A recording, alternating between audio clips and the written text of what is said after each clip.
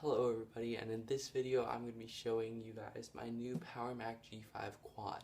This is a pretty special machine, not only because it's a quad, but it's got a few other special features about it, which I'm going to show you guys in a minute. So let's get started. So the PowerMac G5s all feature the easy to upgrade anodized aluminum alloy case. It's a really sleek case design that was used up until 2013 when the trash can styled Mac Pros came out. So as you guys can see from the front, it's got the DVD drive door, power button with the LED at the top, line in, USB 2, FireWire 400. Moving on to the side, we've got the Apple logo and removable side panel. So to remove this, you just flip up the lever in the back, pull off the panel, and off it comes. So as you guys can see, based upon the indication on the processor cover, you guys can tell that it is either a 2.0 gigahertz dual processor or dual core model, 2.3 gigahertz, or a 2.5 gigahertz quad core. So I'm just going to take off the little I/O shield and show you guys the inside.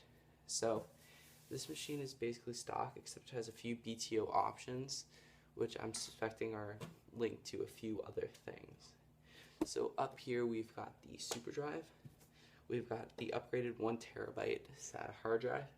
It originally came with a 250 gigabyte hard drive SATA. Down here we got the NVIDIA GeForce 6600. This is not the LE model, this is the standard 6600 that has 256 megabytes of VRAM opposed to the 128 on the 6600 LE.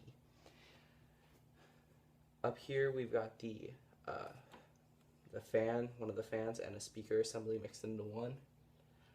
Along with this, there's another fan up here and an expansion bay for a second hard drive, which is pretty easy to add.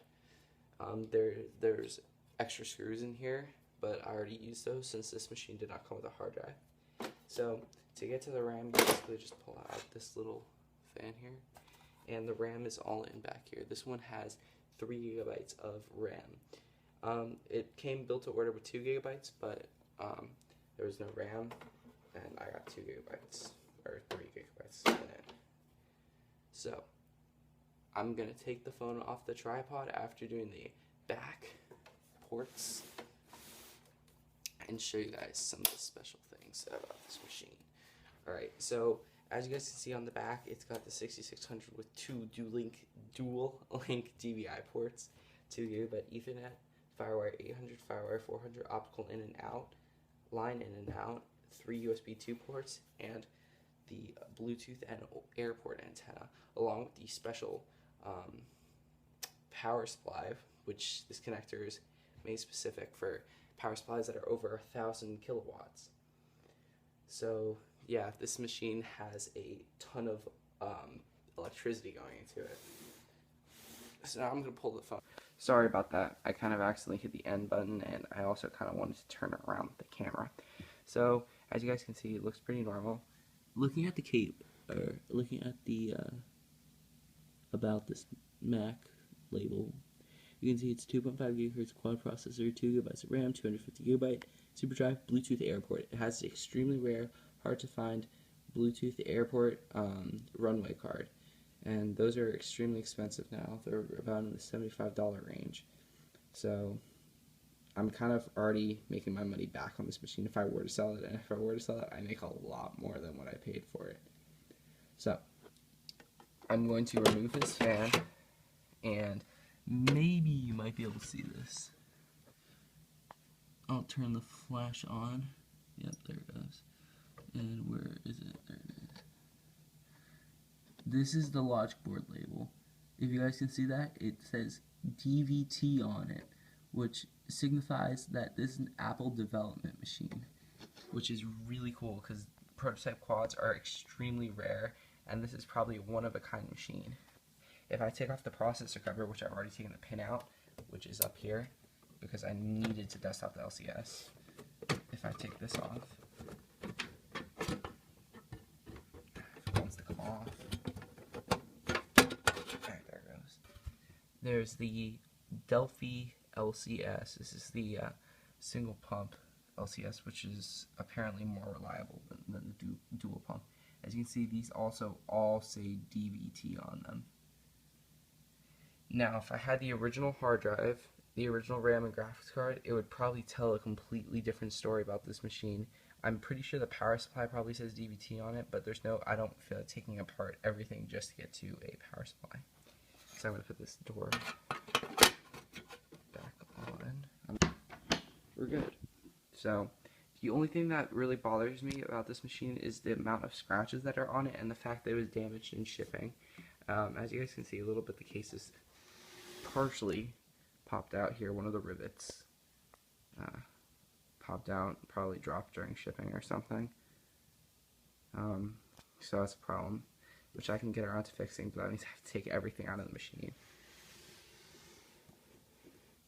So I'm going to go put this back on my desk, powered up, and kind of go through the settings, I guess. See you then.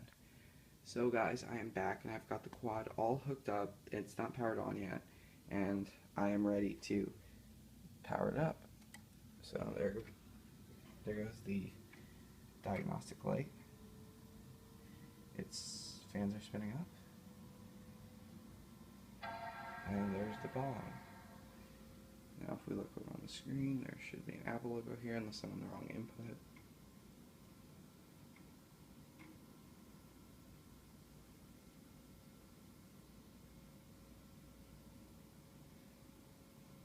Also, another thing, the serial number indicates that it was made in the United States in August of 2005, which is about 2 months before these even hit the shelves. So I don't know if Apple either, this was a final production or final test unit or something, but it's most likely not a retail version. So I'm going to log in. Hopefully my keyboard's recognized. Oh, there it goes. Alright, and there's desktop. I'm using the El Capitan wallpaper on all of my devices right now. I like having all of my stuff together, like on the same type of stuff. So I've got temps up there and fans. So what I'm going to do is I'm going to go about this Mac.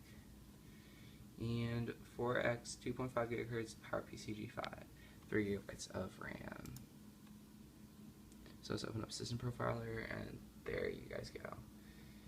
The serial number does not appear anywhere. I've checked multiple times. If you guys want, you can check wherever. It's not going to appear. And as I said, it's built to order with some really special configurations, and that makes this one of the most special computers I own. So guys, thank you so much for watching this video on my PowerMac G5 Quad. Please subscribe, like, and comment on this video, telling me what you guys want more of, what you guys want less of. I haven't uploaded in a very long time, so hopefully this is a pretty cool video on this pretty cool machine. Thanks so much for watching. See ya.